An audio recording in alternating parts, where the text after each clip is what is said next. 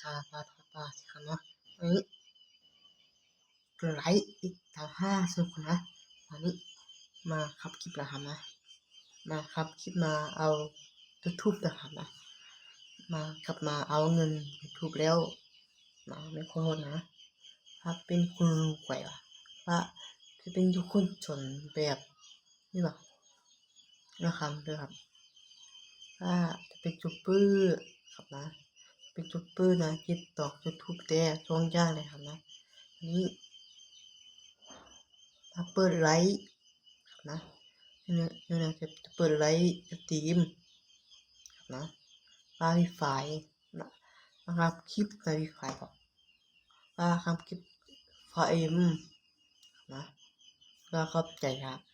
ขอบใจว่าขอบสะนะ3 อันTikTokแด้YouTubeแด้TikTokแด้2 อันแด้นะวันนี้มาครับคลิปมาปับปั้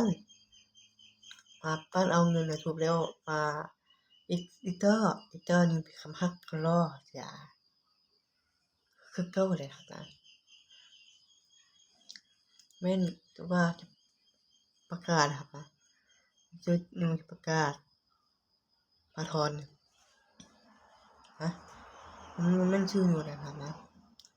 เสียเลยครับนะปาทอนปาทีครับว่า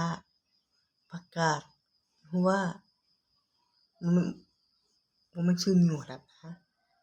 มันชื่อนิวครับปาทอนปาทีครับนะปาตีชื่อแล้วครับนะปาทอนปาทีเนี่ยทึกมากๆชื่อใจดีแบบมันแบบนุ่มดีครับนุ่มดีแบบมันนุ่มมากครับนะนุ่มมากตำเนื้อพิงไม่นุ่มมากตำเนื้อนะตำเนื้อทางชื่อไม่แล้วนะว่าตำเนื้อนุ่มมากตับเนี่ยตำเนื้อพิงว่าครับนะตำเนื้อนะอันนี้ครับปืนครับนะแล้วก็ขอบใจครับขอบใจว่าFCได้มีจัก2นะอันนี้มากาลึกเท่านะครับตามนี้คำคลิปมันเป็นยังอยู่ครับปักเชื่อครับปักเชื่อคำคลิปมันอยู่ซึ่งตกหาแล้วครับนะนี่ไปนะครับครับวันนี้กับจะปล่อยเพลงคุณว่ามาแล้วมาคำคลิปมาเอาเงินในทุกนี้ได้ปะว่าขอบใจมากขอบใจเป็นสักคอยมักแบบนี้ว่าขอบใจครับว่าขอบไม่ว่าเพิ่งยูทูบเนี่ยผมเข้าใจทำเด้อเป็นคนลาวใจพอโคตรร้ายนะครับนะโคตรร้ายขอโทษพวกเขาใจน้ำคนลาวนะ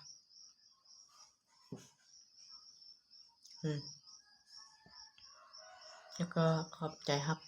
ไม่มาเปิงห้องตัวเองตั้งห้องตัวเองก็มาคลิปเป็นทุกปี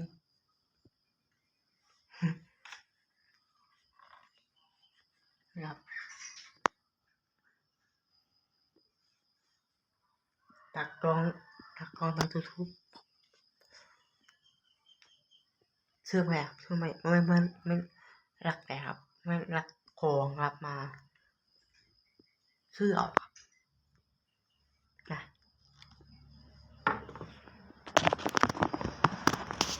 ไปนะครับนะเสามือแรกนะไปกันนะอันนี้มันตู้เพลงบลูทูธอะไรครับนะบลูทูธอะไรบลูทูธเปิดตัวนี้เพิ่มเพลงอะไรนะ เพื่อพิมพ์ผู้ทุกข์ก็ได้นะตั้งนะครับเป็นนี้เนาะนี่ไปแล้วนี่ไปกันนะบ๊ายบาย